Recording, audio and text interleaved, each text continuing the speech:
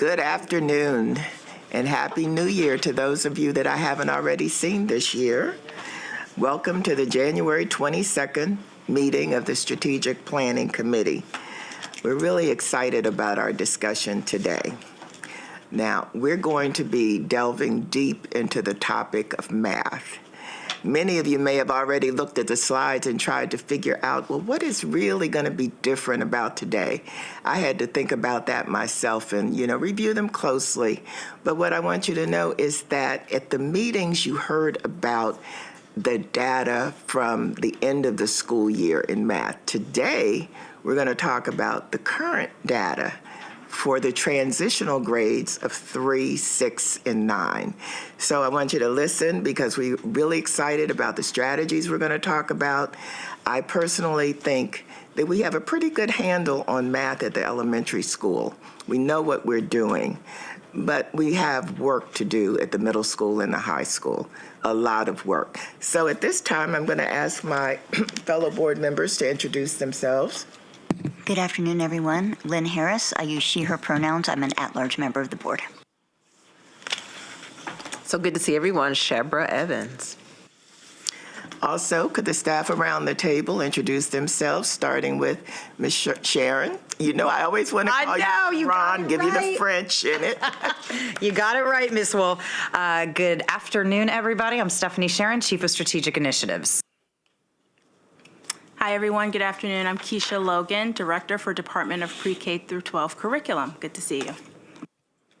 Good afternoon. I'm Carla Britt. I'm one of the 2 supervisors for elementary mathematics. Good to see y'all. Good afternoon, everybody. I'm the other supervisor for elementary math, Sheila Berlinger. It's nice to be back. Good afternoon, Jennifer Losnack, co-supervisor for secondary mathematics. In the audience, I'm joined by Dr. Deborah Higdon, who is the acting co-supervisor with me. Okay, could I ask our board staff to also introduce themselves? Good afternoon, Shannon Pattyfoot, board analyst. Good afternoon, Administrative Services Manager Juan Ramos. Thank you, and I'm Brenda Wolf, the chair of the committee. Next, I'd like to ask if there were any questions or concerns about the October 18th meeting informational summary. None? Seeing none, then we're going to get started with our lively discussion. This is going to be great today. If we can pull that slide deck up, please, and go to the next slide. So again, today our focus for Strategic Planning Committee is on math, and particularly a focus on the board's priorities around grade 3, 6, and 9. And we're going to do a deep dive today on what the progress is, what some of the instructional shifts are looking like that teachers have to experience as a result, what is the current state of the math plan and the articulation pathway that students are experiencing, and how can our current school experiences with our mathematics coaches inform differentiated support to the rest of the district. So we know we've been hearing a lot about our math coaches in our bigger board meetings, in our full board meetings, but this is an opportunity to get a little bit more on the granular level around what the math coaches have been doing and what the impact is on the students and schools and staff that they are serving. So without any further ado, I'm going to turn it over to Dr. Logan to kick us off. Thank you so much, Mrs. Sharon. Again, everyone, great to be here. And as you heard, we're really excited. And what's different is, exactly as you said, Ms. Wolf, we're really going to be honing in on current data. A lot of what we've been sharing at the board so far this school year has been about some previous data that we've had that has been informing our work. But where are our students right now? If we can go to the next slide, please. In addition, we want to talk about the work a little bit more through the lens of our pre-K through 12 comprehensive math plan, which we brought in draft form to the board, to this committee last year. We're implementing the plan this year, and we want to talk about how that implementation is going through the lens of the data that we're going to be discussing today. I want to reiterate what Ms. Sharon just said. this is a dialogue, it's a discussion. You've heard some of the themes that we're going to talk about, and so please jump in, ask questions. This is not one that you need to wait until the end. Just, we want to have that discussion with you today. So just as a reminder about our pre-K through 12 mathematics plan, you have the overview here for you on the screen. And the vision of the plan really is that we want to develop in our students, we want them to become mathematical thinkers. We're not trying to develop mathematical computers. And so what we do through our professional learning, what we do through our implementation of our high-quality curriculum is we're building in our students the skills to really deeply understand the math at a conceptual level, to be able to reason and to engage in discourse and dialogue about the mathematics, reason about it with their peers, and then explain their thinking. That's what we want to see when we enter into our mathematics classrooms. And that really is at the core of our plan. The two main components at the core of our plan are in the center of the Venn diagram. Know the math, know the students. Those two areas of focus are at the heart of the plan. If teachers and staff really know the math, they know those mathematical standards well, they're able to know their students and know what they need, then they're going to be able to provide the students what they need in real time. Using data, we're going to be able to see the kind of growth that we want to see for all of our students. And so how do we do that? Through our action items in the plan. So instructional leadership. We partner with our instructional leaders. Our instructional leaders, our principals, our math leaders really are responsible for ensuring that schools have the conditions that are necessary for our teachers to do the work of knowing the math and knowing the students, right? Do schools have those conditions where teachers can plan and really engage in curriculum study, where they're consistently looking at data together as a grade level team or as a course-alike professional learning community? When we think about mathematical teaching and learning, we're thinking about building capacity. You're going to hear these themes throughout, and you have heard them as we've come to the board table. Professional learning is not just professional learning that we do with our math leaders. It's also professional learning that's job embedded, that's happening at the school. With our math leaders, what they're able to bring back, staff development teachers support professional learning, but it's that engagement in curriculum study, that deep understanding of the math, that's building capacity about teaching and learning. And finally, so much of our self-efficacy in mathematics is based on the messages that we receive from other people about mathematics. And so that last component of the Venn diagram around anti-racist and culturally responsive mathematics instruction is really important. It's a very important part of our plan. It's built into how we support teachers, how we help them to reflect on their practice through professional learning, through coaching, and feedback that we're able to provide. We go to the next slide. There we go. Another slide here just to help provide some context before we get into the meat of our discussion is a visual representation of our mathematics course programming. And we talked, I think Mrs. Wolf, you said at the beginning, it really does begin with a strong foundation at the elementary level. When we think about ensuring that students are prepared for Algebra 1, and we've talked about through this plan and most recently at the board, other board presentations, that we want students to be ready, and you can be ready in grade 7, 8, or 9 for Algebra 1, but we want them to be ready. We want those skills to be strong so that they can be successful in Algebra 1, and that will open up doors for them for higher levels of mathematics. It starts with elementary school. And so you see our offerings at elementary in blue. Going up into the purple, you see our course offerings for middle school. The dotted lines there in purple for the middle school are intentional. Those dotted lines represent the on-ramps that exist for students. So in our on-level courses for Math 6, 7, and 8, for example, through data analysis, and we're coaching our teachers and our leaders in what that might look like, there are opportunities where students might demonstrate that maybe you could transition from an on-level course to an accelerated course through data. That exists within the course offerings that we have for students in middle school. That's why those dotted lines are there. And so in middle school, you see a little bit more of an opportunity for acceleration as well. Can I jump in? I'm sorry. Please. No, thank you. So I love how you framed it all in the very beginning, and I appreciate that you're showing our parent community and just our community in general how we're creating these opportunities for our students that at one time did not exist. Because what we do know is that every student learns differently, they're at different levels, and so we're trying to create those opportunities, which I'm certain will help them to get to the levels that we need them to get to by 9th and 10th grade. Because everybody knows that, they're, in order to graduate, there are 4 required math courses that you have to take and complete. So no, I just wanted to highlight to our community that hasn't always existed, which you did state, but that's intentionality, just ensuring that our students have a variety of opportunities to access the learning that they need. Absolutely.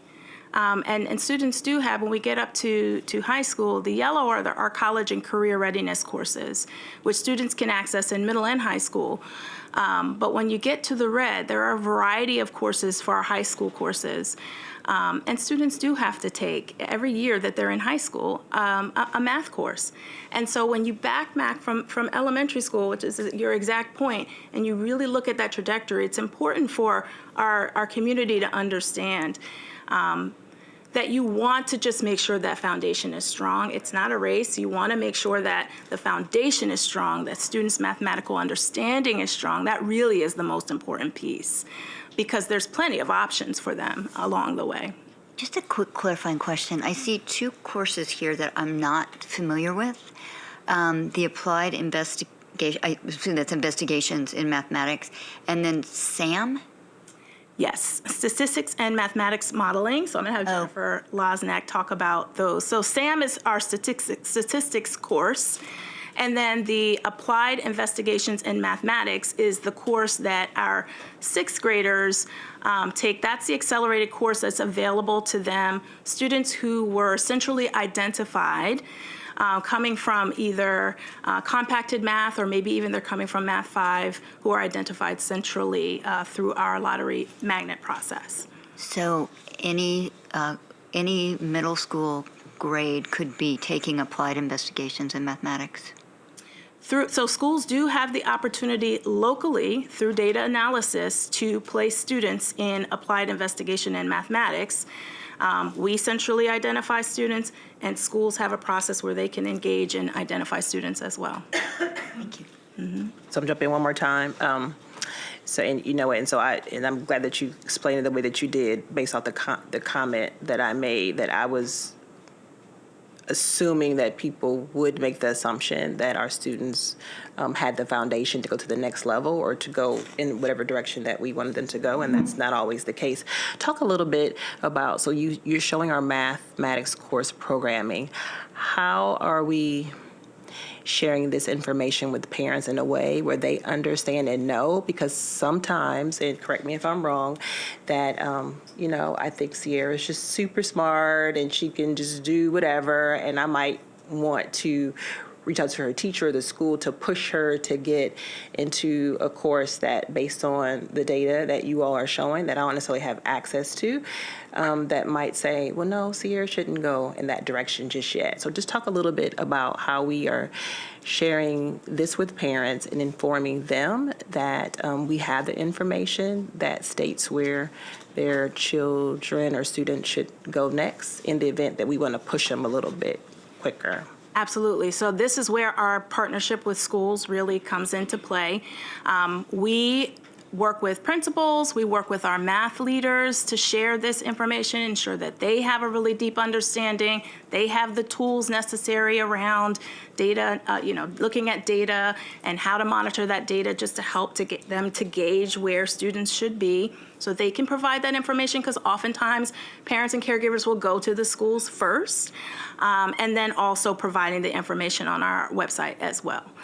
We've done some community events, going out to clusters, and we're happy to continue to do that. But when schools are able to, in a very informative way, speak to the options available, that's really the best case scenario to provide that information to the families. Okay, I just wanted to share that with our viewers, as well as can we also help everyone to understand that our counselors are well informed to make certain that their students aren't going in a direction that they should not be going in? Yep, absolutely. Counselors, you have math leaders at the middle and high schools who are, absolutely able to give that guidance and advice. Thank you. Absolutely. Great questions. We can go to the next slide. Okay. So here, again, the action plan for the pre-K-12 mathematics plan is closely aligned with the theory of action. So again, Ms. Wolf, you've heard this. So I will just briefly say that we're going to touch on these points throughout. You're going to hear us talk about how we differentiate resources, particularly.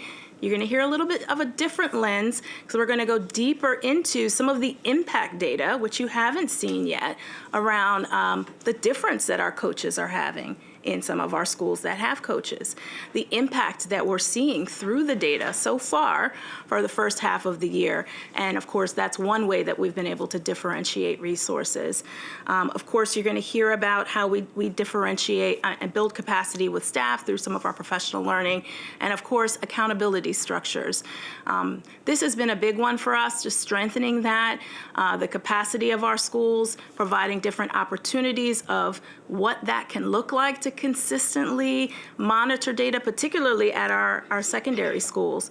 And so Ms. Losnack is going to talk about something that we're doing that's new, where we're implementing some progress monitoring centrally that schools, kind of like an exit ticket, but that everyone is going to be able to be able to check and see how students are doing on their way to taking that district assessment that we're really excited about. So you'll hear more about that.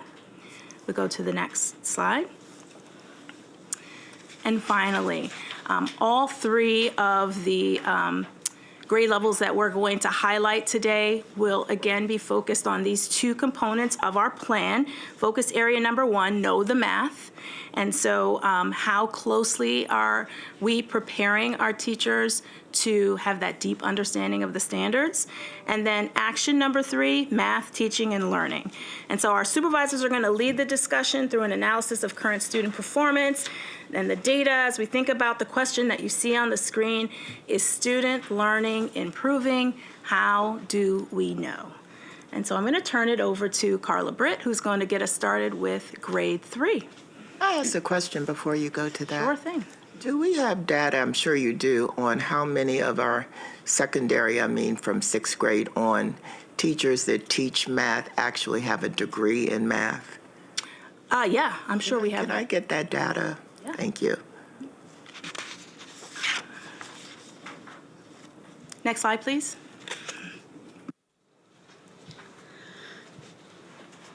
Good afternoon, Mrs. Wolf, Mrs. Evans, and Mrs. Harris. Mrs. Harris, I just would like to say, whenever I see you now, I think of how you hugged me the day I was appointed. So what a great core memory. So thank you. All of y'all are wonderful as well, but she was sitting closer to me. All right, clean it up now. There you go. Clean it up. That's right, okay? So, again, thank you for meeting with us today. Hi, I'm Carla Britt, and I am one of the two supervisors for elementary mathematics. So we're going to start the fun with grade 3. So next slide, please. On the screen, you will see the fall MAP-M data for grade 3. Our grade 3 students take MAP-M as soon as the school year begins. So this gives us a picture of where we're starting. There are a few things I'd like you, as board members, to remember, and the families at home that are watching. This is the first time our third graders are taking MAP-M grades 2 to 5, that particular assessment. And because of this, our scores, we have found, they do traditionally dip as they move to that wider range of content. And lastly, our third graders have progressed from that learning to read and are now reading to learn, and that will show some impact as well. Our friends in the Office of Shared Accountability have recently completed a linking study to help us align MAP performance to MCAP performance, with the intended goal of NWEA being predictive of MCAP. The resulting action was, we here at MCPS updated our internal proficiency levels for MAP. As you can see from the 3 graphs on the screen, the school year started with about 1/2 of our third graders meeting the expected proficiency target. Based on the most recent linking study predicting MCAP performance, this would mean if the same third graders took MCAP at that same point in time, about the same number, 1/2, would be demonstrating proficiency at the MCAP levels. The window for the winter administration of MAP is open right now. Snow comes, MAP winter comes. We're eagerly awaiting the results of MAP, not so much snow. Next slide, please.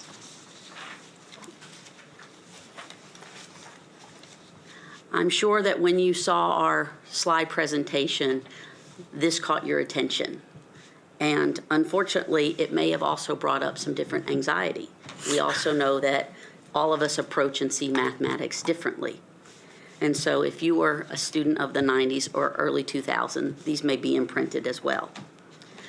You know, we all frequently get asked, why are we teaching new math? And spoiler alert, this isn't new. This math isn't new. The standards our students must master have been placed for almost 20 years. This is not new math. Now we're going to take a moment to show you what we mean. If you look at the information on the right in the 1990s, again, about 30 years ago, you can see what a third grader was expected to do, know and show. In the 1990s, this was a criterion reference test that MCPS used to use. You'll notice you'll see short stems, multiple choice, visual cues.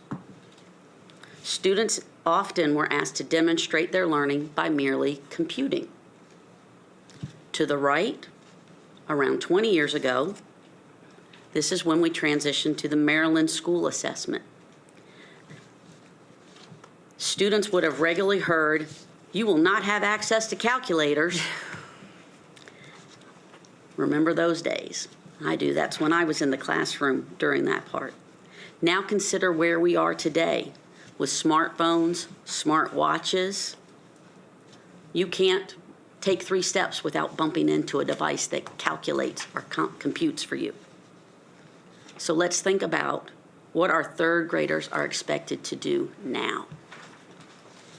Next slide, please.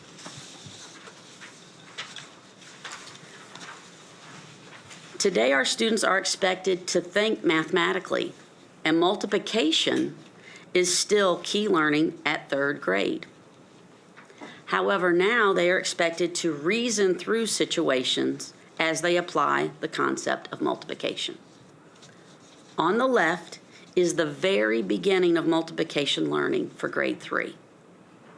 And then as you look to the right, just 9 weeks later, students are applying that learning in another way. Please take a few moments to read what our third grade students are being asked to do in these exit tickets.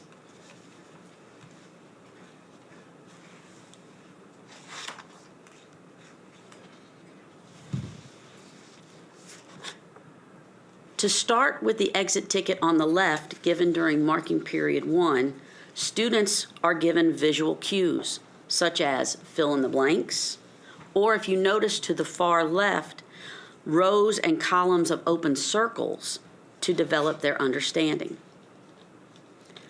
Just 9 weeks later, it's expected that the students are able to access and reason through the problem themselves, the problems on the right, without additional teacher-provided prompting, by using the models they have been taught.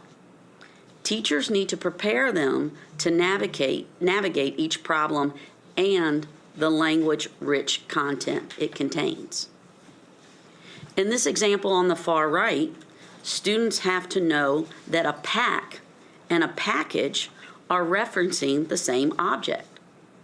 This is necessary understanding, independent of the math.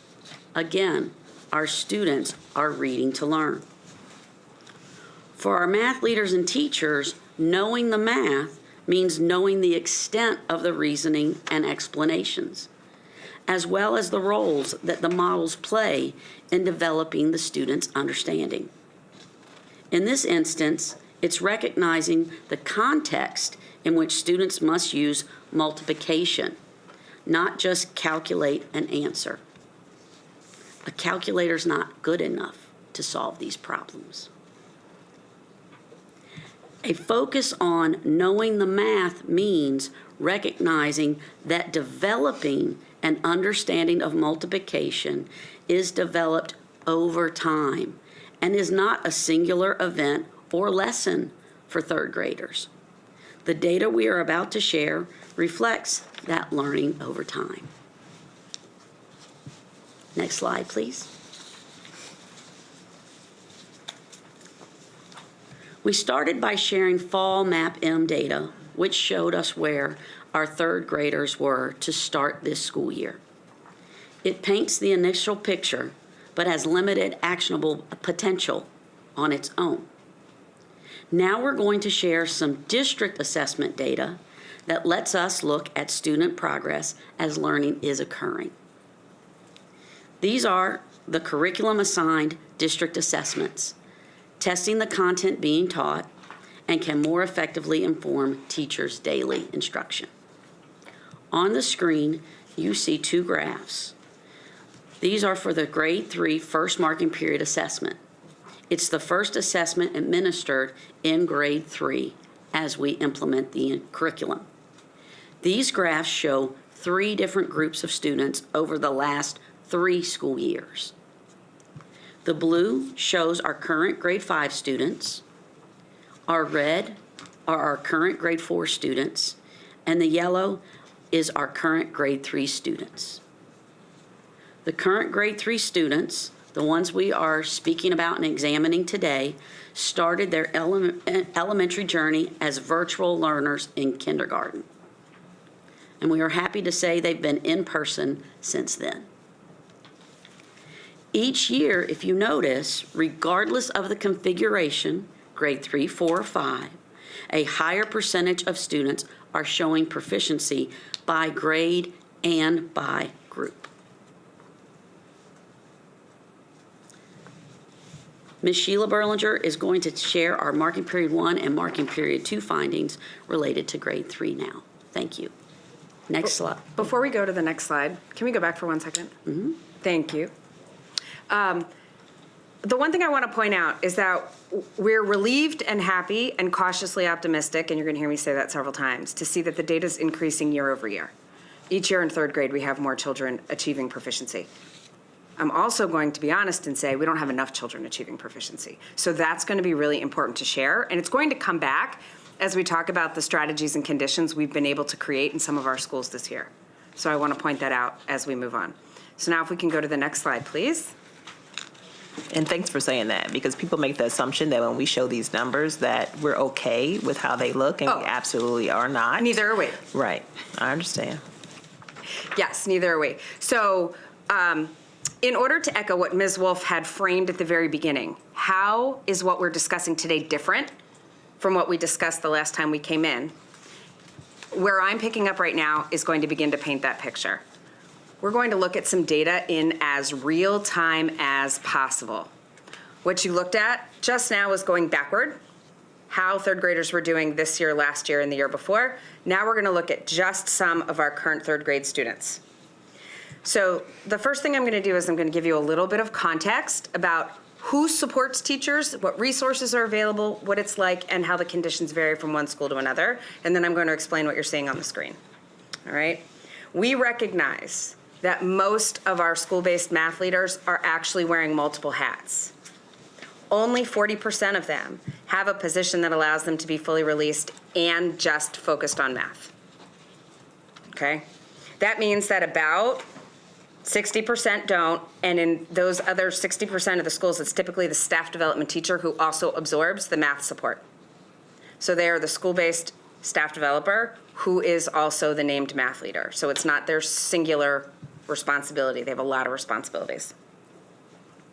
Even with their knowledge and skill sets, they are being pulled from supporting teachers in the cycle of preparing to teach, the implementation of instruction, and the progress monitoring that teachers and schools actually need them to be able to focus on. The difference is that we're trying to elevate is related to this new instructional math coach.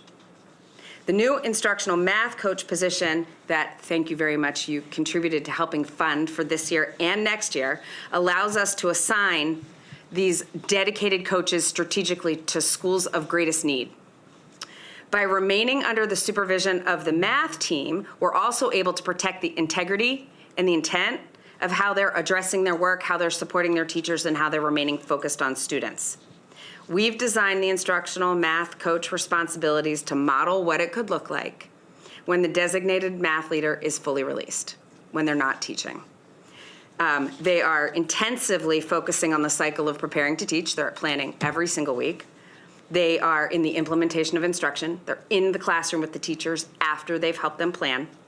And then they lead and co-lead progress monitoring in the same way that the reading specialist position is expected to do so.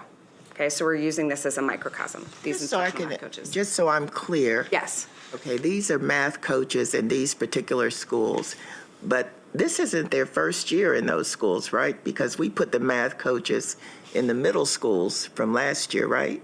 This is their first year. This is their first year at Yes. these schools too? Okay. Elementary and middle, this is the very first year we have instructional math coaches. Okay, I just wanted to be clear because I thought it was just the middle school that got the math coaches and that they already had them at these schools. Okay. We have 8 at the elementary level and 4 at the middle school level, and we continue to be incredibly appreciative for that. And you're going to see the difference that it's starting to make in the places where they have these conditions established. Thank you.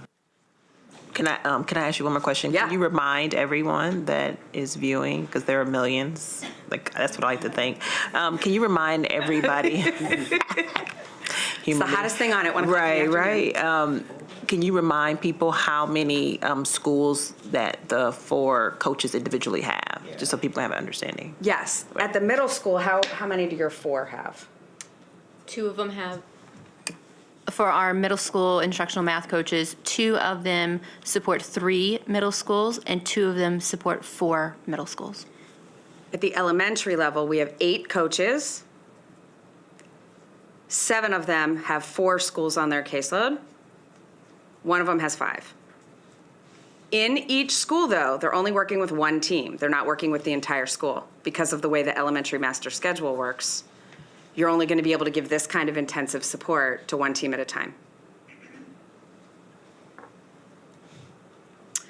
So we're going to talk a little bit about the difference it's making and what it would take to scale up if we're going to go that route, which we would like to eventually.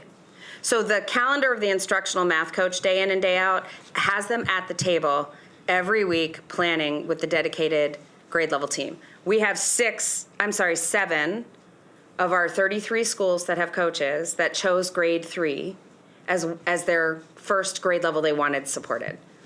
In partnership with the school-based leaders, once the schools were identified, they surfaced the grade level team they wanted focused on first. So 7 schools chose grade 3. And so we're going to look at those in just a minute. Those are the ones you see on the screen. So the coaches, because we've designed the position the way we have, the coaches really do focus explicitly on being at the table every week with that grade level team when they plan, going into their classrooms every week as they're teaching, and then going through the data with the team as they prepare the next go round. So they're in that cycle with them as if they're a member of the team. They are getting their hands dirty, they are leading or co-leading or backing off as they're gradually releasing the leading of the meetings, but that is their work. That is their work. They have to know the math, they have to know the curriculum, and then they have to help the teachers know the students so they can help them make those decisions. This is our implementation. This is the theory of action at work. The differentiated resources, the coach, the professional learning, the building staff capacities happening at planning. It's not pulling somebody out to train them, but it's expecting them to come in having looked at the math, having done the math problems the children are going to be expected to do. And then the accountability measures come out in the common assessments that they're giving, the daily exit tickets and the mid and end of module assessments.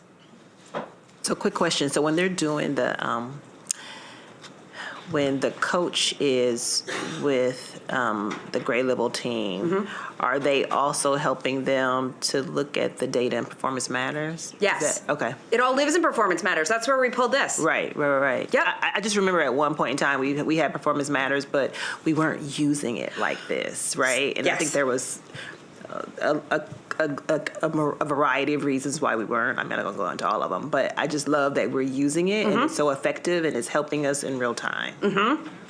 Yep, and that's where what you're about to see at this slide and the next slide all comes from performance matters. Okay. And the coaches definitely use it with the math leaders, and they intermittently use it with the teachers. The work with the teachers focuses very heavily on the student item analysis. After a student takes a test in the platform, the team can bring up the data by question and look at it by standard, by question type, fill in the blank or multiple choice, and really dig in to see what the data's telling them from all of those different angles. Okay. I just want to follow up on my question because I'm trying to recall back.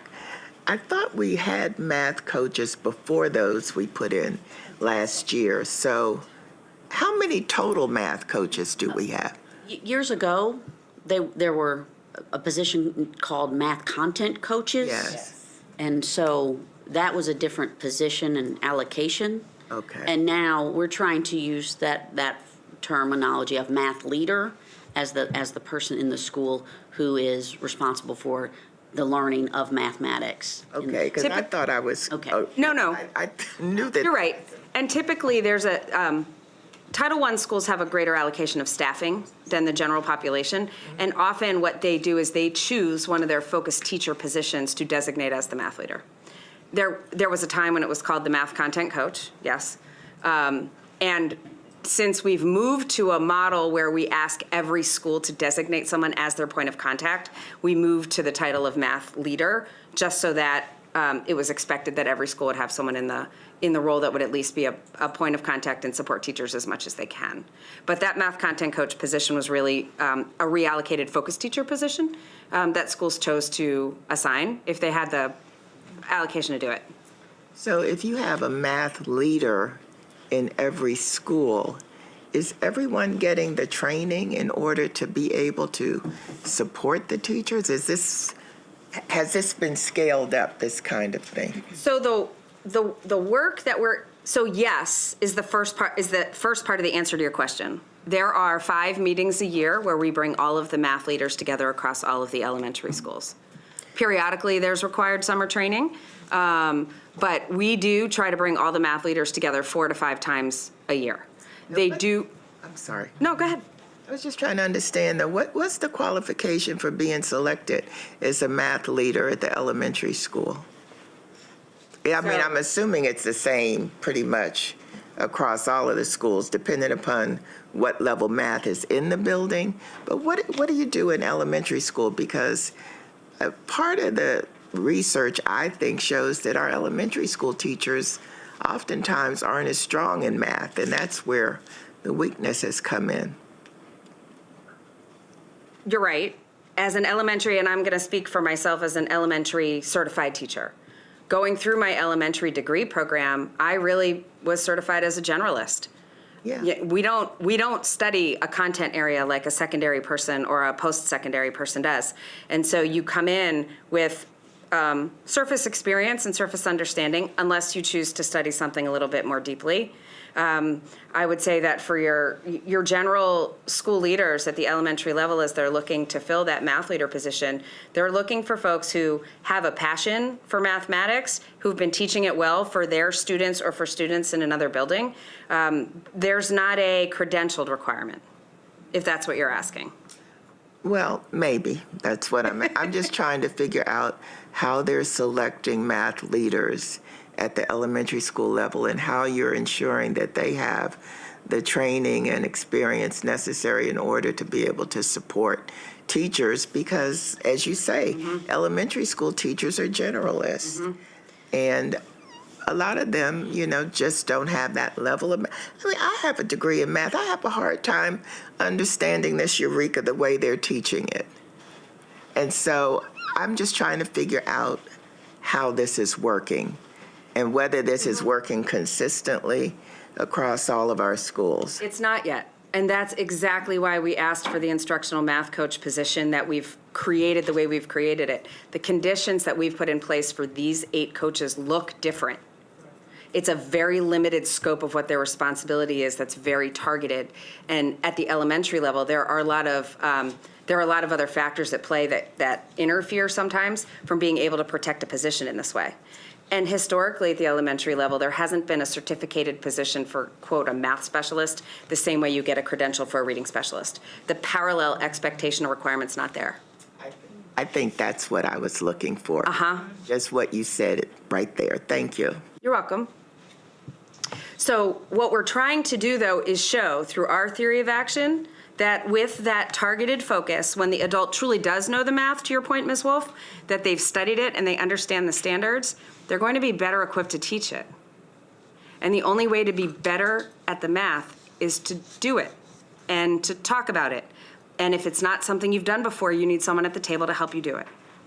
At the 7 schools that you see on the screen, we have a coach working with a grade 3 team. And all that coach does is help prep the team to teach them how to talk about the math, do the math, and then teach the math. On the screen, you see 2 data points for each school.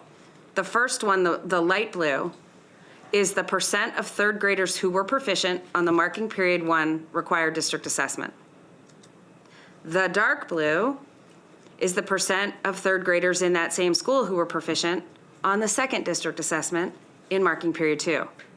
These 2 district assessments happen to cover a lot of the same content, that important undercurrent around how you use multiplication and division to solve problems.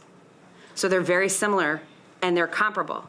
So if you were to look at, say, Cannon Road, 16.9% of their 3rd graders were proficient on that first assessment, but 50.7% of their 3rd graders were proficient on that second assessment. And by marking period 2, those coaches have built the relationship with the teachers, had them engaged in the processes that were expected, have the teachers doing the math before they're coming to the table, and giving them feedback about how effective the teaching is going, as well as modeling for the teachers, giving feedback when asked, digging into the data with them, getting their hands dirty. So they are part of the team doing the work in the planning and in the classroom.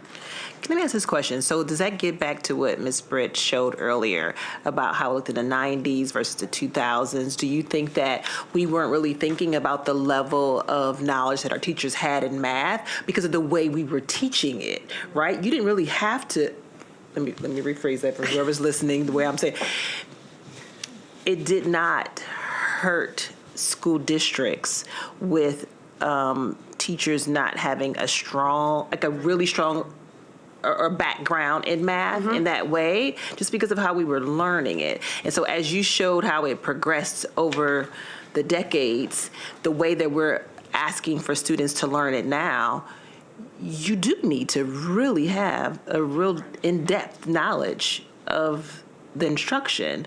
Otherwise, our students will have difficulty in moving to the next level. They will, because those first 2, and that's exactly why we put that in there. Well, yeah. Okay. This is good. This is good. That procedural knowledge only gets you so far. That rote procedure, repeating a process, if you don't understand why you're doing it, you're not going to be able to discern why you need to do it. And if you don't know what numbers to plug into the calculator, to Carla's point, the calculator's not going to help. Right. So I love how you're showing how the math coaches that we put in the budget are working in such a short period of time, but there's so few of them, and we need more in order to be able to tackle the math scores. And I Okay. appreciate you saying that, because we can't keep doing the same thing over and over and expect different results, right? So in order to scale this up, we have to find a way to help our principals establish and then sustain the conditions that will allow that support to happen at the table with all of our grade levels and all of our teachers across the district. Right now, we're showing a small subset of it. And the next slide is another way to slice the data.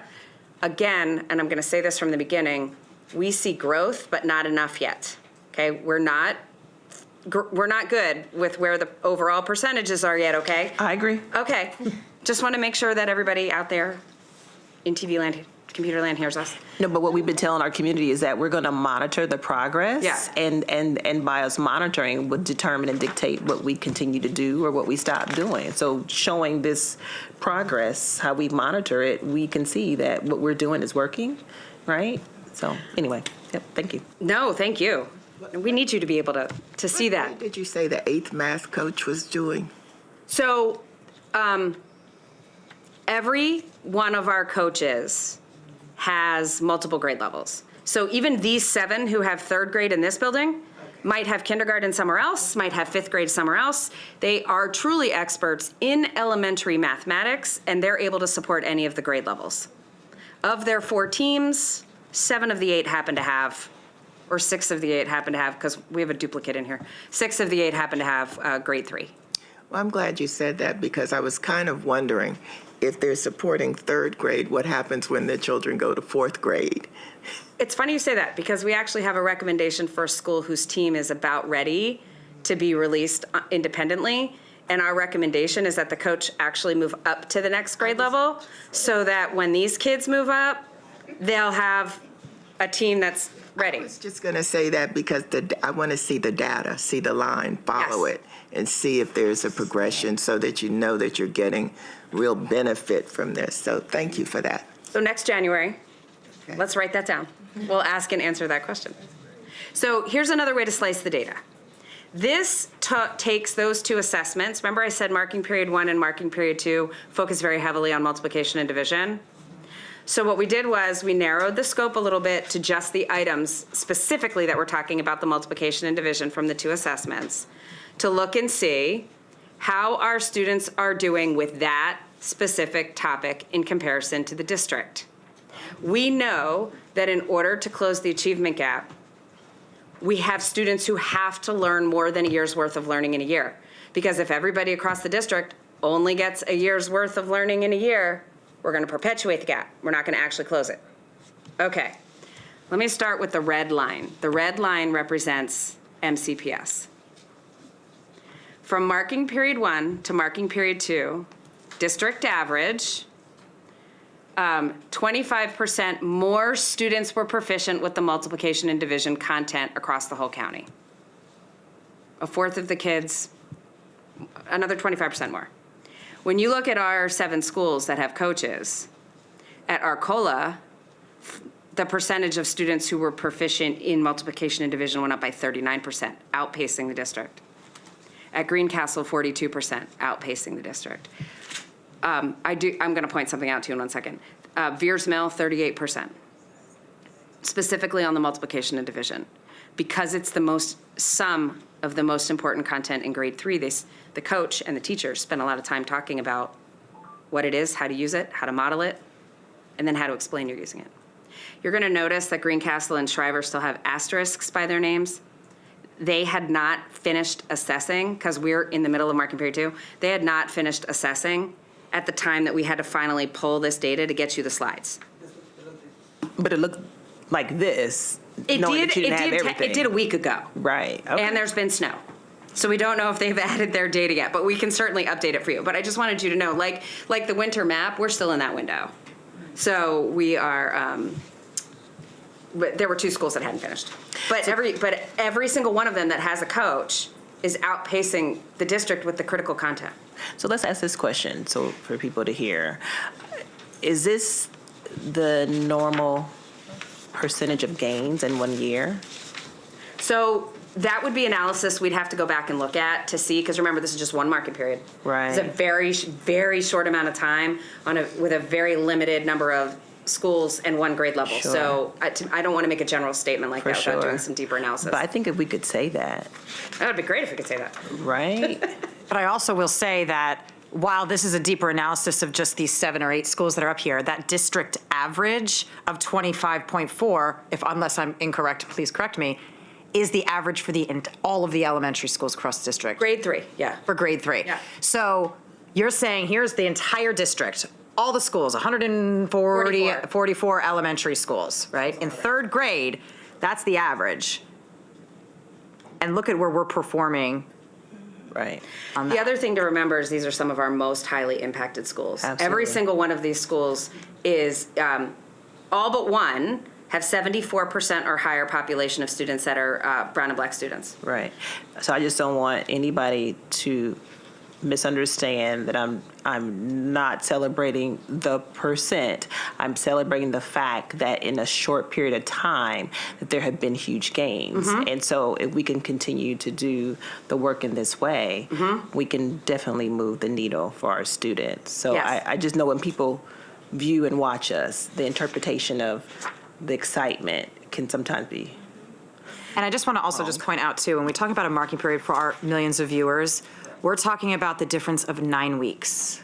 This is just a 9-week. That's the actual span of time that we're looking at between how they did in first and how they did in second. Which is why I'm saying that. So that's we need to point out everything so people can understand and know the difference that the math coaches are making, because people want to know.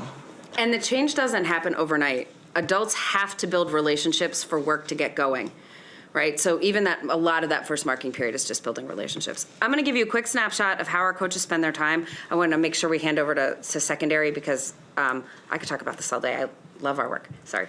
Can I go on to the next slide? Go ahead. All right, next slide, please.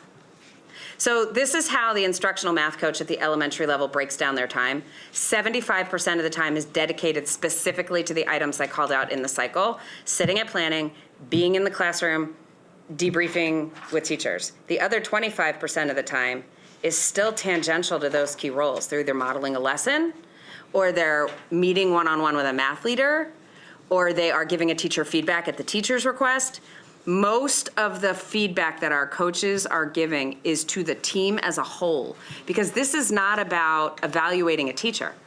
This is about improving mathematics instruction as a program and pulling together to do what's best for all of our kids collectively. So most of their feedback is typically as a collective, unless the teacher asks, and then they'll engage in some conversation. But it is not about evaluating teacher practices. So it needs to be really, really clear, the distinction. Again, our job as the project managers, the 3 of us, the 4 of us, is to make sure that the schools are able to work with us to honor the conditions that we want to establish for these roles, so that we can hope to prove our theory that if you limit their focus and you make sure they're experts on math and they build really solid relationships with the adults, that we're going to move the progress of the students. Next slide, please.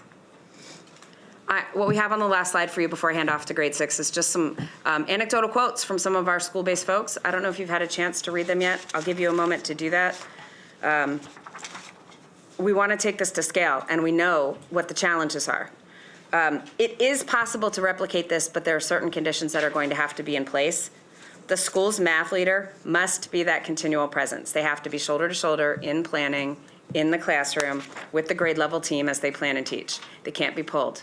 Can't be pulled for coverage, they can't be pulled for duty, they can't be pulled out and pulled away from that work. And as a system, we know that there are practical challenges that we face, things like substitute shortages, things like weather emergencies, things like some of the limited agreements in some of our association contracts that makes it harder to get this consistency in place. But we have this glimmer of hope right now, and we're hoping another marking period under our belts, and when Winter Map comes out, that the data is going to continue to move in this direction, but we're trying to prove that when you put these conditions in place, this is the change you can see. So quick question, and it may come out in the secondary half, but I see Ms. Hewlett in the audience. So then that leads me to ask the question, we also put in ELD coaches.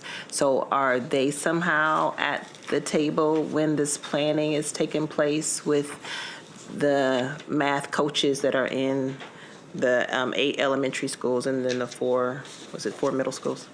Is there intentionality behind them being there too during that time? Or no? Carla and I have been out at schools, and we can tell you that we see regular presence of ELD teachers and special education teachers. I'm going to defer to Ms. Hewlett to speak to the coaches. Hi, good afternoon. Tamara Hewlett, Director of Department of English Learners and Multilingual Education. DELME. We have 2 ELD coaches. One is at the elementary level, one is at the secondary level. Our ELD coach at the elementary level primarily focuses on the ATSI schools, so that those are the additional targeted school improvement schools. So at the elementary level, there's only one ATSI school, but she supports, our coach supports 6 additional schools that we have looked at their data for EMLs, and the data has been on the lower end. So she supports in those schools as well. So it's not as clear cut as where the coaches are, because they're in there for a specific focus on the targeted school improvement schools. But whenever there are other central supports, there is intentional collaboration and planning around the supports being provided. Okay, I just wanted to ask, when I saw you, I was like, she's here for a reason. But I just wanted to ask that question. Okay, thank you. The last thing I'm going to do as I hand over to Mrs. Losnack is point out the bottom right quote. We can't stress enough how important it is that those relationships be developed, and that these leaders, these coaches, and these teachers all feel like they're on the same team, that they're working together. We use the phrase a lot with our coaches, make sure, getting your hands dirty. You are in there doing this work with them, not telling somebody else how to do it. And that was one of the clearest pieces of evidence that was coming out from one of our stakeholders. So I'm going to hand it over to Mrs. Losnack. She's going to pick it up with grade 6. Thanks. Good afternoon, Mrs. Wolf, Mrs. Evans, and Mrs. Harris. Thank you for meeting with us today. Thank you, Sheila and Carla, for these powerful words of the work of your instructional math coaches. We'll share a little bit about how middle school teachers feel the same way about their instructional math coach. Hello, everyone. My name is Jennifer Losnack, and I'm the co-supervisor for secondary mathematics. I'm joined in the audience by Dr. Deborah Higdon, co-acting supervisor for secondary mathematics. In middle school, we share a common thread that when teachers know the math and how the curriculum presents learning, student outcomes will improve. We'll open up today's conversation with some data that you've asked around demographics for courses at the grade 6 level and how they're performing currently. In the past, we have looked at lagging data from previous school years. Today, we're going to look at leading data. And then we'll follow up with the work of coaches. Next slide, please.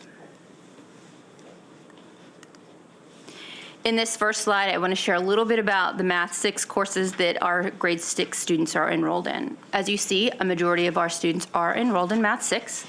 And I want to assure you that the Math 6 course that students are enrolled at is equally as rigorous as the accelerated Math 6 Plus course that students are also enrolled in. The way the curriculum is written is that the same lesson activities are used for both of these courses. The difference is that Accelerated Math 6 won't do every single lesson in an activity to allow time to add those grade 7 standards that need to be addressed within that course. And so it's a rigorous course. All of our students that you see in grade 6 are engaging in a rigorous curriculum. So if you look at the Accelerated Math 6 Plus course along the way, the demographics of the enrollment for this course is the one that most closely aligns to the demographics that we see across the county. And then we have the above AMP 6 course, which would be the AIM course that y'all asked about, which is also called Applied Investigations into Mathematics.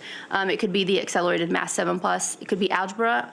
We might have even a few other kids who we are programming alternatively for to meet their needs. We see that in terms of Math 6 and the above AMP 6+, that there is a need for us to collaborate as a pre-K through 12 math team, meaning that elementary and middle school working together to ensure that we match more closely the demographics and the enrollment for those courses as we see within the entire county. Next slide, please. In addition to course enrollment, you've requested data on how Math 6 students are transitioning to middle school. These data mirror the data points from evidence of learning, and they are an early snapshot of how students are doing. The classroom grade you see is from marking period 1, which ended at the end of September.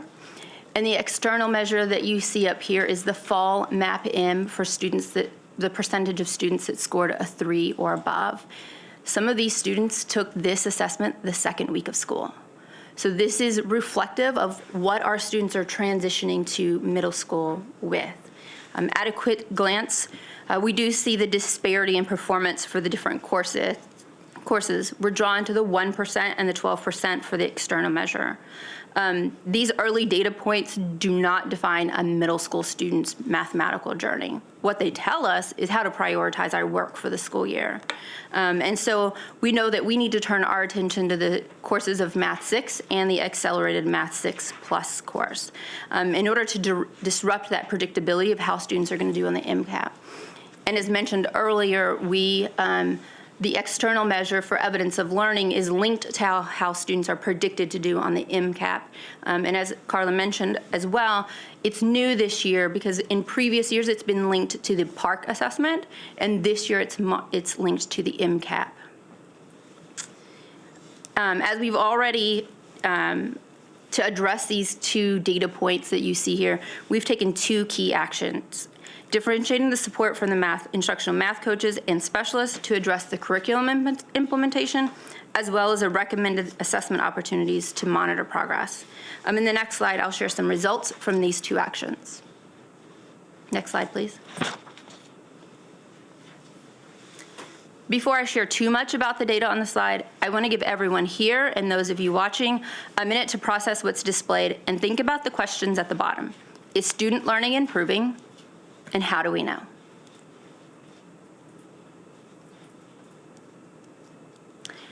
Both these graphs represent the same recommended assessment opportunity, which is a cool down from the Math 6 curriculum. So these students at the end of a lesson will jump on to Performance Matters and answer their cool down within the platform. Therefore, we can use it and make more instructional decisions from the information we gather. These cooldowns are strategically chosen to assess the essential understanding of students. So within the curriculum, there's these opportunities where it says press pause. If kids aren't understanding it by this lesson, by this cooldown, you need to press pause and spend another day. Some of our cooldowns are just, hey, this is a check-in, you're first introducing this, gather some data, but continue the learning for the course because the students are going to continue to re-see this information. So not every cool down is I assessed this and some of my students didn't get it. Some of it is, okay, it's going to come back tomorrow's lesson. This was an introduction. This is we're not diving in. This is just a peek into the learning. And so the assessment opportunity that you see here is a cool down that was a press pause. So it's essential. When we look at the graph on the left, this shows just an aggregate comparison of schools that have coaches and schools that don't have coaches. When we talk about how to create more equitable outcomes for students and change the narrative for our marginalized students, we need to see graph data that looks like the graph you see on the right. As you see, there's less predictability by race. And our students who are at schools where coaches are supporting them, they are being successful. Coaches are having the impact. It's not just about the aggregate group of students doing well. When we talk about the work of anti-racist work, when we talk about our marginalized students, when our coaches are there to support teachers to engage in a high-quality, standards-aligned curriculum and get back to the learning that is, outlined in the curriculum, this is the impact that we see.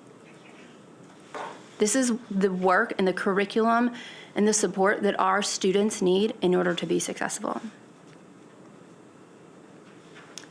Part of the data that you see is also a reflection of the coaches being able to be there through the planning process, through the instructional process, and the data monitoring process. And through this cycle of where coaches are able to be with teachers, as Sheila said, we're in the work with them. We will see outcomes change for our grade 6 students and the other courses for which our math instructional coaches are supporting. Can I ask a question? So on page 18, where is grade 6 progress monitoring, can we find a way in the future when we have information that shows marking period 1, can we just let people like notate somewhere on the page that this is 2 weeks into the school period? Isn't that what I heard you say? Because I think that what people are going to do, they're going to make a lot of assumptions when they see these numbers, and they're not going to look at marking period 1. They're just going to see these scores. Because my other question is, so let's just look at the very top row, math 6, where you say that on the external measure, only 1%, like the percent is 1%. So guess what? When I think that they've just been in school for 2 weeks, you can be like, not a big deal. But do we go back to where they came from in the 5th grade to figure out, like, do we use that information somehow to inform the work? Or do we say, well, we're just trying to see where they are, and we're going to give it this amount of time to see if they've moved? But do we? So I'm asking a question for the community, sort of for myself, because I know that we're looking at where students came from, what their level of knowledge was. But I just want to show that in the event that we do kind of back map to where our students came, what the supports look like there, to inform us of what it could look like for them in the future. Am I making any sense? I don't want to kind of all over the place, but. So the external measure that we had, MAP-M, is the one that's the second week of school. One of the things that is different about the MAP-M that 5th graders take and 6th graders take is that not all of the components of the test are the same. Okay. So that is one thing to note. So these students are coming in, taking kind of a test that assesses something a little different, which is the same thing that the 3rd graders. So this is more like testing their knowledge to see what they know, not testing it to say, you've just come from elementary school, there's something that you should be coming with, and we want to see if you remember what you've learned. It's not that. It's just, where are you at right now? So it does go back and assess prior grade level standards within the components that they feel are appropriate for the content of grades 6, 7, and 8. So it does go back a little bit, but it is leading data that can tell us what do we need to do with, where do we need to put our efforts, and what are the components of learning that we really need to focus on. Okay, I'm just asking that because if somebody is watching or looking at the information, it'll be very alarming. So what I do know is that there are 3 measures, and we're going to look at 2, right? Mm-hmm. Just to make sure. But still, when people are looking at our data, as a parent, I just want to know that my child is doing well in all the areas, right? So I wanted us to not like look over the 1% and just kind of ask that question. But also I wanted to say that it would be helpful if people knew, because their first thought is marking period 1 could be at the end, they're not really thinking about this is just 2 weeks in. That's right. And the reason that we only have classroom and external measure is we don't have a district measure for these grade 6 students. They're currently taking the marking period 2 progress check, which would be our district measure for students. Right, which is why I think it would be helpful to notate that this is only 2 weeks in, because people will be wondering, well, what is it like? What is it looking like in the classroom? And maybe they won't make that assumption, but I just know that we all think about different things. And I just want to make sure people are informed what we're showing them, and they're not jumping to like conclusions or getting really alarmed based on what we're presenting. That's all. I will say that for the MAP-M at the aggregate level, the percentage is about 27% for all students. And so this is about where we were for MCAP the last school year. So the impact that our coaches are having right now is showing that, you know, we are predictive to have better outcomes for our students. The data here is assessment that was given in the month of December. And so this is already the growth that we're showing as a result of the work that our coaches are putting in. Thank you. Next slide, please. When students are interacting with the content and they feel they're belonging in the learning process, they engage more and more learning happens. This aligns with the message that Mrs. Cole presented a couple of weeks ago when we were here with Algebra 2. Our curriculum for the middle school does that. It's available for teachers. It's about, do we know the intent of the curriculum, and do we know how to utilize the practices within the curriculum to make that engagement happen? This belonging, it doesn't happen by chance, nor does it happen immediately. The change comes through the support of coaches and the support that they give to teachers. The graph here shows the different kinds of support. So we see that most of the support that our math coaches are giving to teachers is around curriculum study, meaning the working with the PLC, and curriculum implementation. So they're in classrooms observing teachers and giving them support. You know, if teachers are trying to get around and work with students, the math coach jumps in and says, well, let me be a helping hand to you. I'm not just going to sit here on the side and give feedback at the end. Let me be a part of this for you. Let me support you.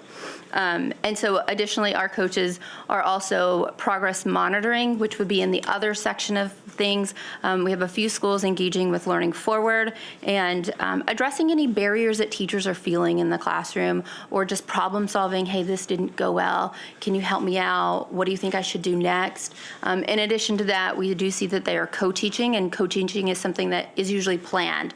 I'm going to try something new, a math language routine. I want to do something with my students I haven't done before. Can you come in here and co-teach this with me, so that it's strategic and it's planned?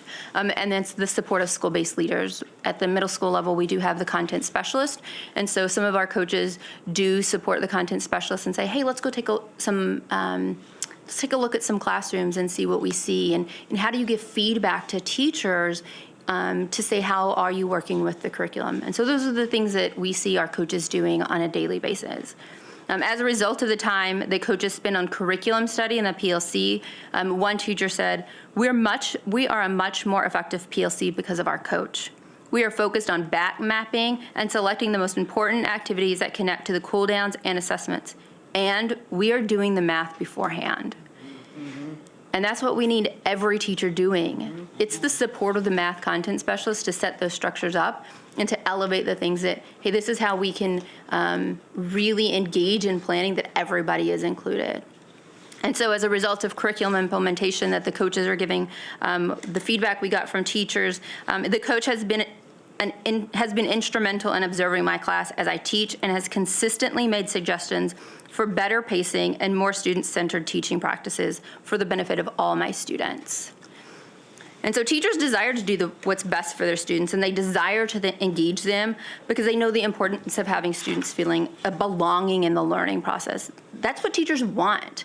It's that a Math 6 teacher isn't just teaching Math 6 all day long. They're teaching Math 6, they might be teaching AIM, they might be teaching Algebra 1.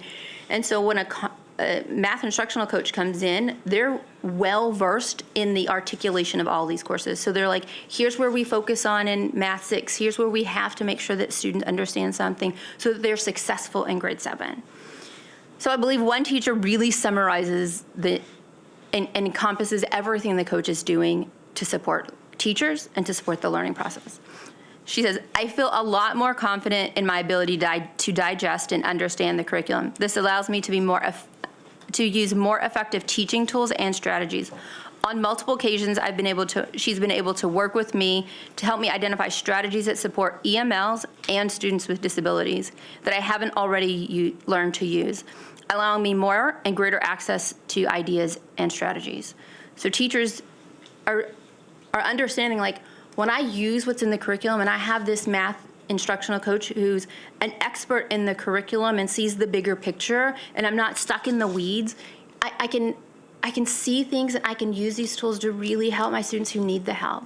I can meet the needs of my EML students. I can work and understand what my students with disability needs. Those are embedded in the curriculum. And so when a coach is there to really elevate, hey, this is intentional why you're doing this teaching practice, because it's going to help build language for your EMLs. Your students are going to talk with each other. And that's what the coach is there for, to really have someone for the teacher to lean on when they need support. Coaches have been instrumental in changing teacher practices and engaging students because their focus is supporting teaching and learning. It's a narrow focus. I'm here to support you with planning, I'm here to support you with instruction, and I'm here to support you with data monitoring. And we're going to continue this cycle, and if the cycle needs to be disrupted for some reason, we see something happening in the data, I'm here with the knowledge to support you in how to do that. And so they're not worried about all the other things that a teacher has to worry about and is on their plate. They come in, I'm prepared. You know, if the Math 6 PLC is doing lessons 1 through 6, the math content coach comes in knowing how all of those 6 lessons are connected to each other.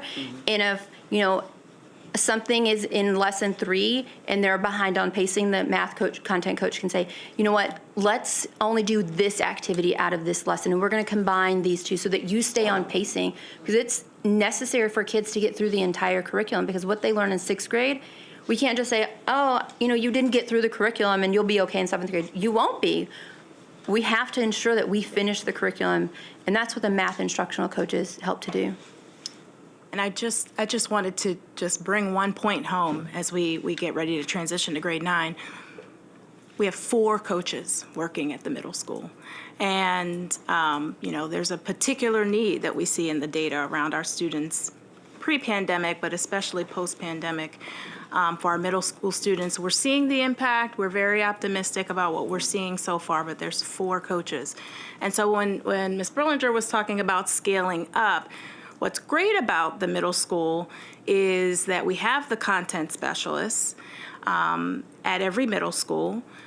They're not fully released like our 4 coaches are. They have a release period. They're able to do some of the coaching and support that you will see. There is some overlap with the coaches. They just have to teach for, you know, the large majority of the day. And so there is some opportunities there to work with schools, and we're trying to think creatively through our professional learning about how the content specialist, who does have that math background, again, to be able to support teachers. We're trying to think creatively about what we can do in schools to create conditions and structures with what we have, because we are faced with the reality of having 4 coaches in middle school, seeing some good progress, but then hitting that reality of it's 4 people. Can I follow up briefly on what you just said? We have 4 middle school instructional math coaches, when I get the language right, and they are collectively serving 14 of our 40 middle schools. So is what you just said that the other 26 middle schools have a teacher at the school who is has the stipend-supported title of math coach? So all 40 of our middle schools have a content specialist. It is a stipend position. They get a release period and they receive a stipend. So they have 1 period of the day. The difference, and Jennifer, please jump in, with a content specialist at the middle school and then their resource teachers at the high school is, in that release period, yes, they may be facilitating data discussions in PLC or curriculum study for the math PLC. They don't have the time in the day to really do the shoulder-to-shoulder work that you've heard us describe that the math coaches get to do because they have more time. They also have to do a lot of management-related things, you know, the ordering and the budgeting for the department, and those kinds of things fall on the shoulder of the math content specialists as well. So they're also often on their school's ILT. Absolutely, they serve on the ILT as well, yes. Another meeting, so, yeah. Thank you. So I'm pretty clear about the elementary schools and how they're supported with their data monitoring. I'm less clear about the strategy for supporting data monitoring at the secondary level. Can you give it to me in like 2 or 3 sentences or less? Because I know we want to finish your presentation. So I think that data monitoring, in terms of ongoing data monitoring to know that we're making progress, has been something that has been lacking, that we haven't had. So this year, starting in October, those schools who had coaches did the first round of cool downs on Performance Matters. Then in December, we did another one that was available to all the middle schools to do it. And so every month, we will be putting on Performance Matters cool downs for every course in middle school, so that our principals, our math leaders, our coaches, us from central services, how we support schools, can better take that data and decide, where do I need to differentiate my support to schools? And so that is something that we are working to elevate and address, is that opportunity for people to data monitor. I'd like to hear more about that in the future. I want to go ahead so that you can get through grade 9. All right, let's transition to grade 9. Slide, please. All right, so here is our grade 9. We'll follow the same thing. Here's the course enrollment that we see at the grade 9 students. We have students in Algebra 1 that you see here. All 3 of these, I will say, are the courses for college and career readiness. The core courses that all students will take, whether it be in middle school or high school. And so we have grade 9 students that are in all of these, because we know that some students start Algebra 1 as early as 7th grade. That would be your Algebra 2 and above students. If you took Algebra 1 in 8th grade, this is your geometry students. And then we have our Algebra 1 students who are taking it as first-time 9th graders. As you see, geometry, which includes on-level and honors geometry, this one is in the middle section, which mirrors our demographics across the county. If you remember the Math 6 course, it was the middle level also that was most closely related to the demographics of the county. And so again, in order for us to change this, it doesn't happen at grade 9, because the Algebra 1 students, you can't just say, oh, today you're going to take Algebra 2 so that we can change the demographics and things. You'd be skipping an entire course. And so it's really the work of pre-K through 12 in order for us to ensure that we have more closely aligned demographics at each one of these courses. You know I said I wanted to let you get through this, but I have a question that actually came to my mind from the board meeting the other day. When we had the teacher that came in from Blair to talk about the strategy she's using in her class. And I wondered, one, is that strategy being used at any other school? And two, they talked about purchasing the book that she referred to, so that I guess they could work on training some of our other teachers. But last year they purchased a math book. What was it called? Choosing to See, I think. I want to know, does this book that you're talking about purchasing this year, does it align with the book that you purchased last year? I mean, I want to know that we're not flip-flopping in some way, that there's some consistency and alignment here. So the book Choosing to See addresses a lot of the mindset of the teacher. Mm-hmm. And the book that the teacher referenced is a lot of teaching practices. I'll give a quick example of their connection as well, though. One of the parts of Choosing to See is releasing control. Mm-hmm. And also seeing others as experts. And so in the strategies that the teacher was using from Blair High School, Mrs. Cole, she was releasing control because she wasn't standing at the front of the classroom teaching the entire time. She also was using others as experts in the classroom as students work together, and they could also go and see other students work. And so she is naturally embedding some of these. They are connected. They're 2 different authors. I don't think that they wrote to be connected, but you see the same. I think Choosing to See kind of talked about the mindset, release control, see others as experts. And this book, Building Thinking Classrooms, gave specific strategies that a teacher could use in order to do that, to stay within that framework that we got from Choosing to See.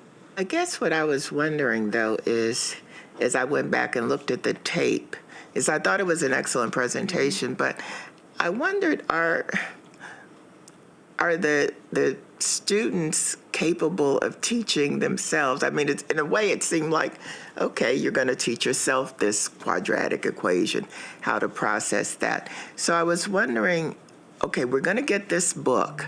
What exactly are we going to do? Because there's no data unless you have something that wasn't presented at the board meeting that suggests that this is where we ought to go. So what's the plan? So evidence does show that when we look that students need to be engaged in the learning. Our students, talking at students has gotten us the data that we've been living in. Yeah, got that. And so if that's what we continue to do, we're going to continue to see the data. And so right now, what students need is they need to be engaged in learning. They need to feel that they belong in the learning. We had an opportunity to attend Unbound Ed. That's the same message that they're saying. Your students have to be affirmed in the classroom. They have to be engaged. We have this book that has come out. It is talking about how to engage students, how to affirm their knowledge, see them as experts. The book that we did, Choosing to See, has that same message within it of, your students need to feel a part of the learning process. And so they're not out there just teaching themselves every day. What she does is she strategically picks items that students can bring in their prior knowledge from the day before. So it's important that she summarizes the learning every single day in order to bring that learning to class the next day. I like that, what you just said. See, I didn't get that from the presentation, that there's actually a summary of the learning. And I've actually had a couple of students who have emailed me about this, so I wanted to be sure that whatever we were doing, it is a strategy that all students can learn, because some students may not learn as well. But as long as there is a summary, I think, from her about what you're supposed to be learning from this, that clarifies something in my mind. But I do think that I'd like to get some data, see some data on this if you have it. And if the strategy is being used at other schools, I'd like to go and take a look at it there also. We can definitely get you some data, and Ms. Losnack really just said it, inquiry-based instruction. It's not that the students are just teaching themselves. The teacher is setting up the parameters, right? Just giving the foundation where that inquiry can take place, setting the conditions, and then the students are able to do the rest with her questions and guidance along the way. Thank you. I just wanted to be clear what it was that I heard, and I heard a little bit more today than I understood before, so thank you for that. Before we move on to the next slide, I'll also share that there's a teacher at Gaithersburg High School who is using the same teaching strategies, and a teacher at Northwood who is also doing it. Gaithersburg High School and Northwood. And Gaithersburg. Okay, thank you. Next slide, please. You asked earlier about data monitoring at the middle school and how we know how our students are doing. As we get each grade level and each elementary, middle, and high school, the data that we're able to gather at a system level changes with each one. Currently, what we do have for all grade 9 students is the marking period 1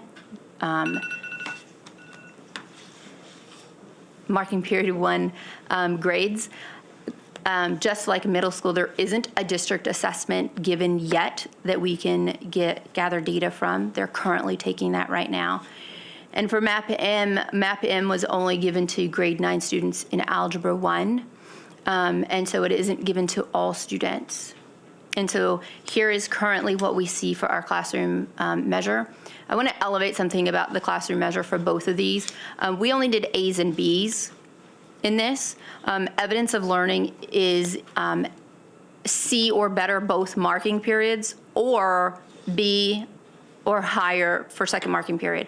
And so even with these students here, they earned an A first marking period, even if their grade drops by 1 letter grade, they'll still meet evidence of learning. So what we see here is kind of a baseline with the prediction that students do continue to do as well this second marking period or do better, and so we should see an increase in these numbers. These we should just be mindful that we only did A's and B's, but evidence of learning does include C. Here we see that for our math courses at grade 9, there is a need for us to focus our attention in Algebra 1. I do want to elevate that Algebra 1, we do have an approved curriculum. It's the illustrative math curriculum, which is what we see for our middle school courses as well as high school. Some of the work of us and our team and across the county is really to see what the curriculum implementation looks like for Algebra 1 at high school. Our high school people have shared, it's really hard to engage our students at times, and so we're looking at, the engagement piece of things. How are we using what the curriculum has? What are we taking about really making a sense of belonging in the classroom? Next slide, please. You've asked for data. You want to know how students are doing by demographics and service groups. And so on the left, we see our Algebra 1 students earning A's and B's. And to the right are our next steps. And so again, we want to focus on Algebra 1 at the high school level in addition to the Algebra 2, because both of those have impacts to how schools are doing. We know that Algebra 1 is part of an assessment all students need to take in order to graduate, and it's part of the Maryland State Report Card that schools get. And Algebra 2, we also know is part of our own pathways to college, college, community, and career readiness. So our focus is to solidify also the MAP-M expectations in the learning. So MAP-M. When we didn't have MAP-M at high school prior to the pandemic. When the kids came back, we gave MAP-M to see where are kids, let's take a benchmark. And so there needs to be some learning about how to use the data from MAP-M, because it does take away from instructional time in order to assess the students. And for some students, they may take 2 class periods, and that's 2 days of instruction that you've lost to that. And so we do need some learning for math leaders, for principals. How do you incorporate this information in your school improvement plan? How do you incorporate it for your focus groups and different things like that? And so that's one of the things that we are working on as we look towards the rest of the school year. And if this is something that we want to continue to progress monitor and use as a data point, how do we make use of it? How is it important for us? And we know the why behind why we're giving this. And then going back to, we want to differentiate the support. And so at the high school level, we don't have instructional math coaches. We have 2 specialists from the secondary math team who support the high schools and any other special programs that offer high school courses. And so we're constantly thinking about what's the next data piece that we have to decide where we want to put our efforts. We've used the Performance Matters. Recently, we have the data dashboard that we're able to see things. And we will be continuing to do the optional or the recommended assessment opportunities for the high school courses. We are working on those, and so in February, they'll roll out and have them every month in order for us to take a look at where do we need to differentiate, what's the learning that we need to say, if you're in Algebra 2 and kids miss this, here's where you bring this back up. And so we're looking for those opportunities to differentiate that support and really think about, how does that support the schools in their school improvement plan and different things like that. Next slide, please. Oh, I will turn it over to Dr. Logan for the next slide to summarize for us. Sure. So in summary, everything that you heard today really fits into these 3 categories that you see on the screen. Effective curriculum implementation. We have adopted high-quality instructional materials, and so really it's about supporting schools as they implement those. We need to ensure that the schools are implementing the curriculum, using those resources with integrity, getting the support they need to be able to do that and engaging in that curriculum study. Professional learning and support, we talked a lot about the impact that we're seeing with the coaches, but thinking also about how do we support the schools that don't have coaches, right? What does that look like? And just making sure that the data is driving how we continue to differentiate the support there. And then finally, our focus on progress monitoring. Ms. Losnack did not talk about IXL. We've talked about it at a previous board meeting, but that is something that we're doing different at every middle school. Another way we're progress monitoring and looking at data for our middle school students is just to be able to have that opportunity, and I know that they were engaging in it last week when they were at home in the snow, is linked with their individualized scores for MAP to be able to see where they are personally and give them the practice that they need to improve their MAP results. And so that's something we're working with our schools to be able to strengthen as well, pre-K to 12. And so this is just a summary of what we talked about, what we're doing, where we are, and where we're going. We go to the last slide. We wanted to offer an opportunity for you. So we're really excited to, really the best thing you could do to really understand what this looks like is to come and see it. And so we invite you to come out, and all of the board members, we're going to send you some more details, are invited to come and see this work up close and personal. And so during the months of February and March, you get to come and shadow one of our supervisors to see a math coach in action. You can talk to teachers and hear from them directly about the impact they're seeing from the coaches. You just get to watch the coaches in action and see them work. I think that will be a really powerful experience for you to see what it looks like up close and personal. And so we'll send you some details about how you can sign up to participate in that visit. Well, this has been very informative, and you've helped me understand a lot more. I hope that the people that are watching us, all, million of them, now have a better understanding. I'm going to give my fellow board members, if they have anything else to say. I did just want to comment. I found it very interesting and actually very heartening that you are saying that a lot of the high school math teachers, algebra teachers are coming to you and saying, we're not engaging our students. We're really having a hard time engaging our students. And that's kind of matching what students are saying, is that in 2024, just having the traditional classroom experience of a teacher at the front of the room sort of talking at you, it's not really connecting. And so seeing that the teachers are really actively asking to kind of transform their practices to meet the needs of this generation of students is good. And it's also interesting that you highlighted at our last board meeting teachers who are doing that. Sort of they are taking risks in the classroom to see what they can do to really engage students, because it should be fun to be in class, and that if it's fun, you're going to come and you're going to learn more. Your outcomes are going to be better, but you're just going to be glad to be there, and that makes everybody's experience better. So, yeah. This was great.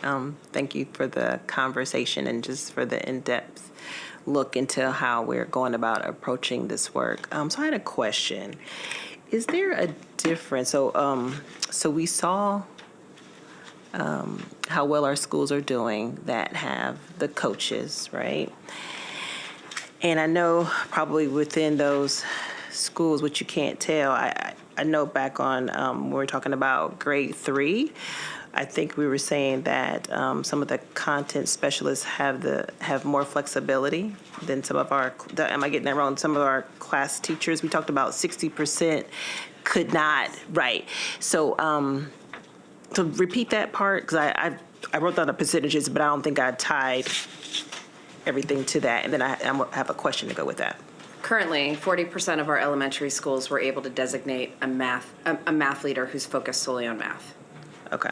They often have other duties as assigned, but Right, that was it. The other 60% do not, and generally it's the staff development teacher who also assumes the math leader role. Okay. So is there something that we need to know or think about when we put coaches in the schools where there's a higher percentage of teachers not having that flexibility to pull away? So that's a really interesting conundrum, and anyone else is welcome to weigh in on this one. But when you look at our school staffing models, some of our most highly impacted schools are where we have some of the largest gaps are actually the schools that have more staffing. So we actually have instructional math coaches more frequently in a building where there's both a math leader and a staff development teacher, as opposed to not. Right. Okay. But we all are also looking at not only the people resources, but the time allocated for planning.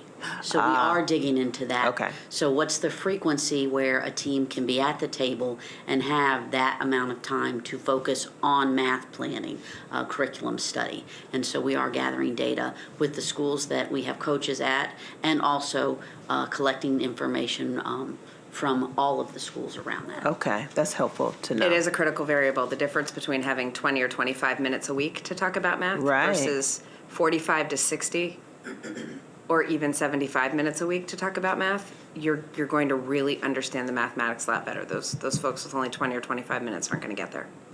Okay. Okay, that helps me. I'd also add that as an instructional math coach, you're studying the standards vertically. Yes. And so, and you have an opportunity when you leave within your duty day or to study and to be prepared. And there may be other things that, the math leader at the building, they're not only doing grade 3, they're doing kindergarten, 1st, 2nd, 3rd, 4th, and 5th.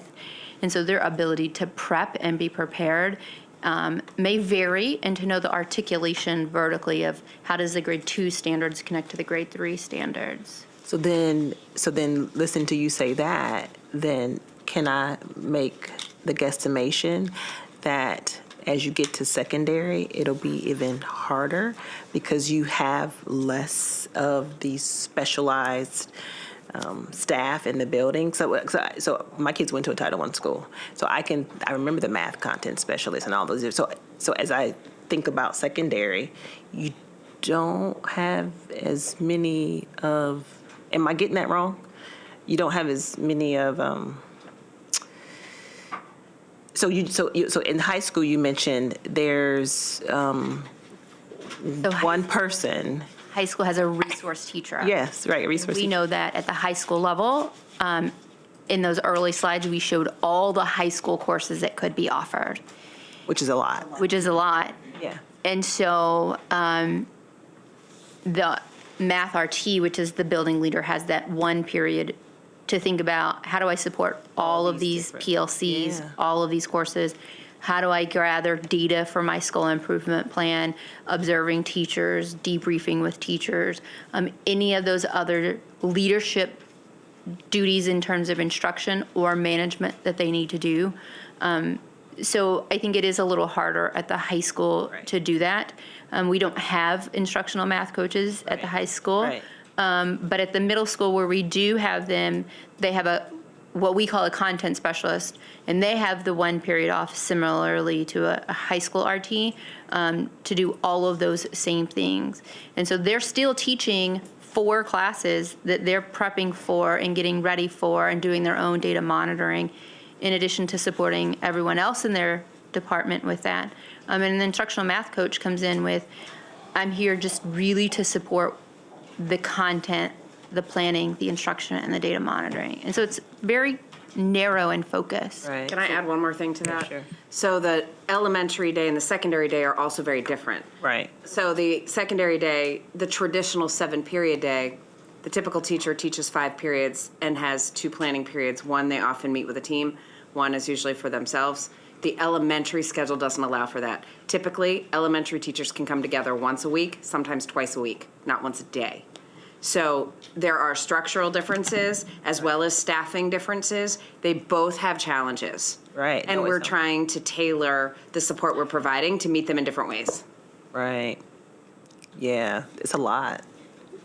Okay, the schools that have the math coaches, they're showing some promise, and I'm really glad to see that. What are we seeing in the schools that don't have it? Was it 60%? The numbers that you were just talking. What are we seeing there as a result of, the MAP 1 assessments and? We have not done that deep dive yet because the marking period 2 assessments are in process right now. We're getting ready to finish being able to do that examination. And we want to look across all grade levels. Again, this was a really narrow look just at third grade. And we also had our coaches check in with their third grade teams to see when they were giving the assessment, which helped that along a little bit to make sure we had a little bit more of the data up front.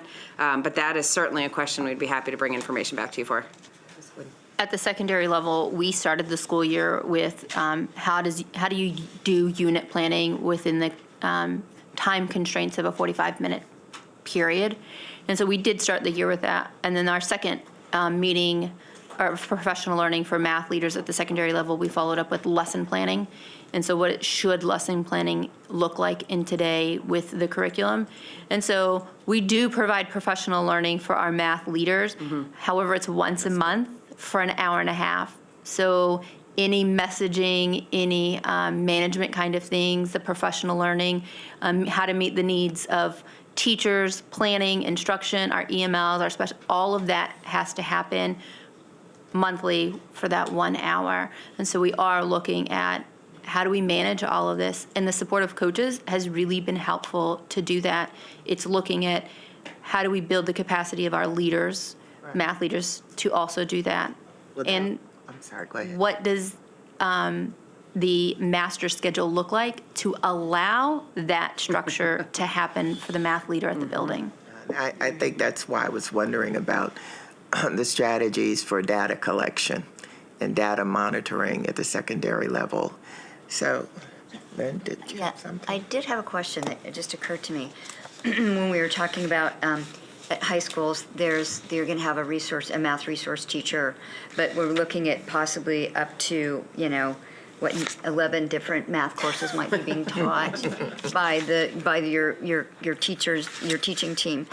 And maybe I'm thinking about this because when I was teaching at Edison, there were only 5 people in the county that taught my course, so I didn't have a PLC. I mean, in my building, so it was sort of a county-wide PLC that we would meet, and so I'm just wondering if there's any schools out there that are sort of partnering, maybe 2 or 3 high schools. So then you'd have collectively maybe 3 RTs, and then dividing that up by these courses, so they're more focusing on so the teachers from the 3 are working together, and then the RTs together, and with some more, that would permit a little more focus on these specific courses. I'm just wondering if anybody, since there's some creative stuff happening out there with our math. So for sometimes where we find the teachers who don't have a PLC is the AP Calculus or an IB course. And so AP College Board and the IB, they do offer some virtual PLCs across the country or across the world. We have found teachers when they go from one school to another, they're like, oh, hey, I have a friend over here who teaches that, connect them. We are working to see where there are what we call singletons and how we connect them. And RTs will often ask each other, they have great communication with each other through email and other aspects of things to say, I'm in need of somebody to find a teacher to be a PLC member with my AP BC Calculus teacher, because they may only have 1 or 2 sections of that. So I think an area that we could support facilitating that could be an area for us to consider. But I would say that many of them are doing that on their own. Can I add to that? Yeah. For the elementary compacted courses, because they typically only have a singleton, last year we had a sustained Math 5-6 PLC virtually, where once a month they were coming together. This year, with some staffing challenges that we've had internally, we haven't been able to launch it with the same consistency, but it is a model that we have definitely been dabbling with at elementary as well, because those singletons need each other. And just because you are a teacher of fifth graders, if you're teaching 5, 6, your course is very different from 5 because of the pace at which you're working, and then the materials shift in terms of which materials you're using. So it is a model that has some potential for sure. Okay, well, I want to thank all of you for this. It was a very enlightening presentation, and I look forward to coming to visit the schools, but I want to be sure to visit Gaithersburg, Northwood, and Blair to see this new model in action, because I agree that, I kind of believe hands-on learning is the way to go. This sitting and lecturing me doesn't work either, but I look forward to coming out, and if no other questions, we are adjourned. Thank you very much. Thank you.